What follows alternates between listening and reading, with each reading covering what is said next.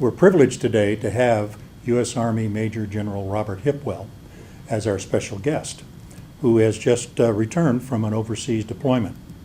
Welcome, General, and thank you for taking the time to join us in talking about the Placer Veterans Stand-Down.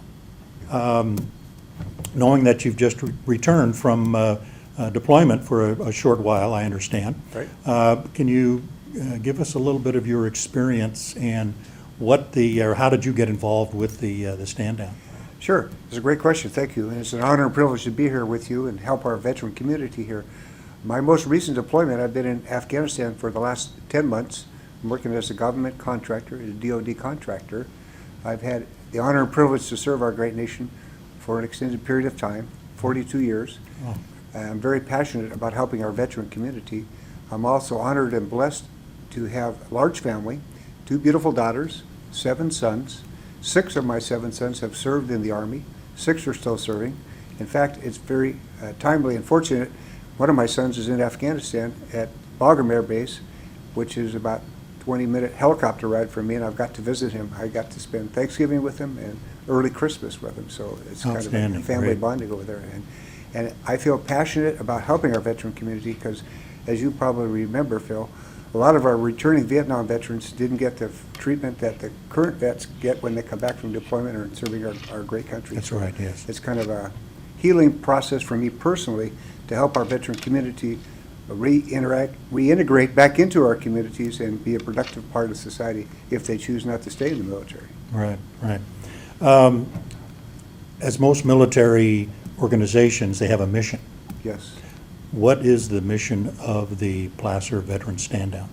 Well, our mission, and I tried to put this in my own terms and concept, is kind of like a love fest for our veterans that come back and are reintegrated in our community. As you may know, most people, when they go in the military, serve on active duty for 4 to 6 years. Mm-hmm. The majority get out. They've done an admirable and honorable job, faithful and loyal service to our country, and they come back into their community and start to reintegrate. Well, a lot of the veterans, some veterans, I should say, have some integration issues because of either combat injuries, mental PTSD, physical injuries, and there's limitations, for example, to the VA support. When they come out of the military, and the military, as you probably know, is an institutionally based organization. They have all the institution around the military base to support their active duty veterans. They have health facilities, community facilities for the families. Well, when a veteran leaves the military, they go back into their communities. And there's less ability for them to integrate with the VA. The VA, God bless them, they've got a massive job. And as you know, the VA is the largest medical organization in the United States. Right. So my opinion is they're overtaxed and under-resourced, and they can't help the veterans the way that the communities can. And what we do as the Placer County Veterans Stand-Down, we have an event once a year, and this has been going on for about 7 or 8 years now in Placer County, where we bring them in, and like I said, a love fest for them. We want to tell them we appreciate them at the community-based level. We give them a lot of resources that may or may not be available through the VA, and we supplement the VA. My perspective from the VA is VA has limited capability and resources, and the preponderance of veterans that I see go to the VA, the VA's easy venue is give them pharmaceutical approach, right? Yeah. Give them some pills. Give them a pill or medication, yeah. Multiple. Sometimes, like for example, one of my sons was in Iraq as a turret gunner, got blown up 3 times, IED strike, and blew out his hearing. He was redeployed back to Fort Hood, Texas, and the Army tried to fix him up, but they said, no, your hearing is too bad, so they discharged him, medical discharge, similar to a lot of veterans. Right. And then he went to the VA, and the VA actually gave him 5 different pharmaceuticals to help with his hearing loss and reintegration. It's right. Like, one pill to take before he got a headache, one if he got a headache, one after the headache left. He took a pill at night to help him sleep. He took a pill in the morning when he woke up. And this combination of all the pills he's taking was disruptive for him. Yeah. It was tough Yeah. for him. And he was on a military installation, but he still didn't get the full resources that he needed to get better. Right. So we as a community here like in Roseville, a lot of counties, 58 counties in California, almost all the counties have a veteran stand down now. It's anywhere from, ours is three days, 2.5 days, but Sacramento County is the largest one around here. Veterans can go and get resources provided to them that they may have to wait in line a long time to get through the VA, and it kind of supplements them. We have the capability through our generous and very helpful community here, like the city of Roseville has given us a large grant to help us. For example, we provide food 3 meals a day. We provide dental support if they need dental cleaning or tooth. Not the major. Just basic service. Basic services. We also have eye care. We can get their eyes tested. They can get their eyes tested. If they need glasses, we can, on the spot, have them a pair of reading glasses or whatever they need. We have showers. We have entertainment for them. We have chaplain support. We have a lot of community involvement through this vibrant, caring, and passionate community that we have here. Yeah, you had mentioned you're very passionate and very personal. The program, kind of on a personal level and a professional, we have the professionals that are involved with the service as a service provider. Can you give us a little background on, from you personally? You've already touched on that.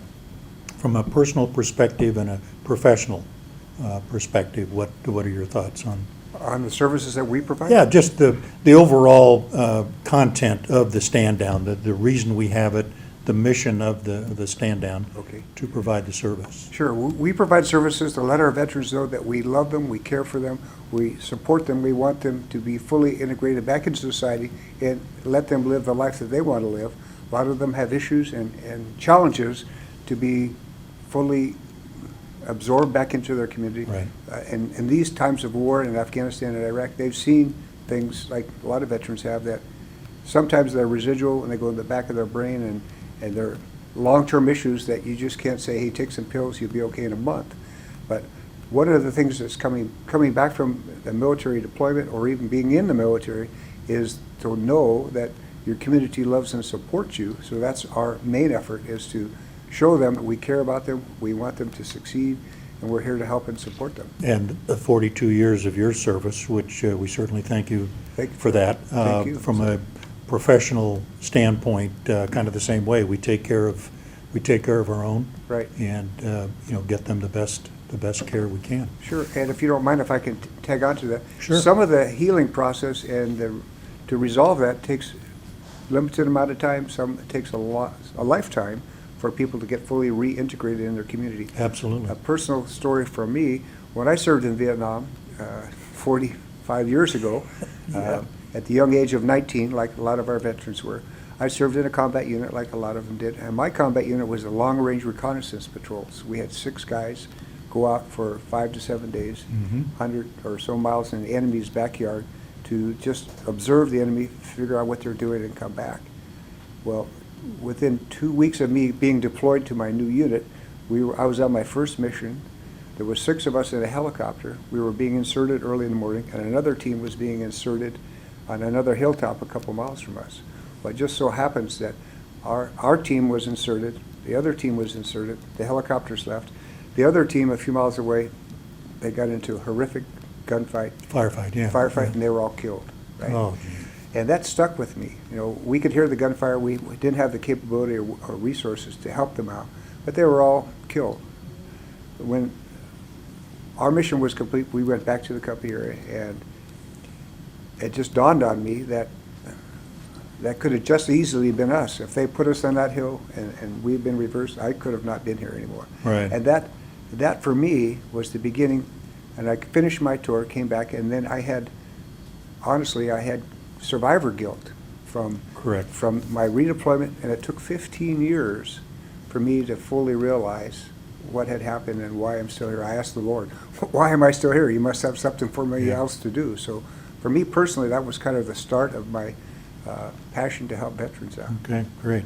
Just briefly, you'd mentioned the community support, City of Roseville with the grant and stuff like that. Right. I understand there was over 400 veterans and their family members served last year, so hopefully we'll increase that number. Yeah, we have a for this huge, year. passionate and sharing group here.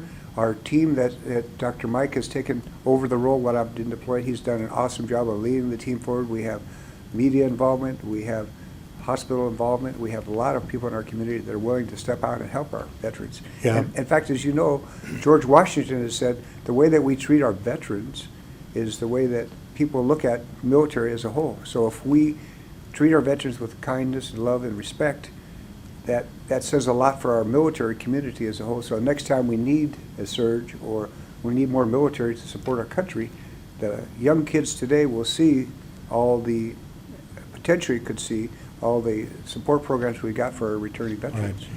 Yeah, it was very interesting with Dr. Mike and Melissa on Monday, and we talked a little bit about the committee, the stand down committee, and all that, and how they've kind of stepped up, and everybody's taken a role, active role in the putting this thing together. It's rather a large event. Yeah, it is. And it's not one of those 3 or 4 people on a committee trying to do something like that. So coordinating everything.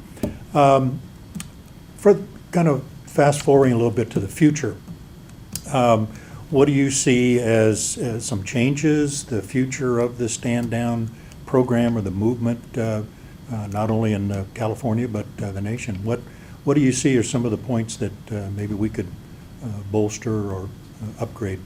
Well, that's a great question, Phil. Some of the things we're doing, each time we have a stand down, we look at what went well for us, and we get feedback from the veterans that we support. Like, for example, last year, it seems that we didn't have enough chaplains on station Right. to talk with our veterans that wanted to really talk with them. So we're going to add more chaplain support this year.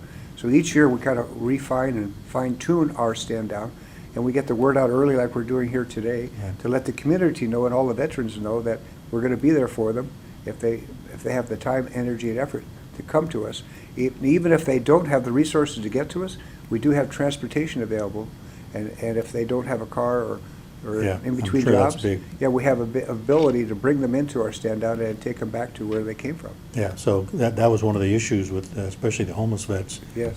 How do you get around, get to it and get back to it? So And also, sorry to interrupt you, but No. we are going to have legal advice, an attorney there, a judge, former retired judge, that can advise them. Some of them have parking tickets and other minor issues. We're not going to be able to mitigate huge problems, but we can at least talk to them, find out if they've got some traffic tickets or something Right. that we might be able to mitigate. The judge might recommend that they do community service to reduce the fine or reduce the traffic ticket. Well, I know Placer County has a veterans court that handles strictly that, and the judges and all the support staff involved with that are very passionate about the veterans going back to their service, perhaps injuries and things like that. That you get another bite at the apple, another chance to try to come around, but there's people to advocate for them. Sure. And that's a big part of the program. Well, General, any other final comments? No, thank you for having me here today. It's an honor and privilege for me to be here and help get the word out to our veteran community and the community. I do want to thank so much our community that's involved with us so far, and the community going forward to help our veterans get fully integrated back in society and be a productive member of society. Phil, as my closing statement, I'd like to mention that the actual event for the Veterans Stand Down is going to be 2.5 days, starting the 23rd of May, 23, 24, and 25 May here, and the veterans will come to the Placer County Fairgrounds. And once again, thank you very much to the American Legion 169 for helping us. You've been a great sponsor of us, and we look forward to the team effort of helping our veterans. It's our pleasure. And we want to thank you. It's been our honor to have you here today, and certainly want to wish you and all the staff for a very successful event. Thank you, Phil. Please join us for our next presentation of Roseville American Legion on the Air, where we will share the history of the American Legion and Roseville Post 169. See you then.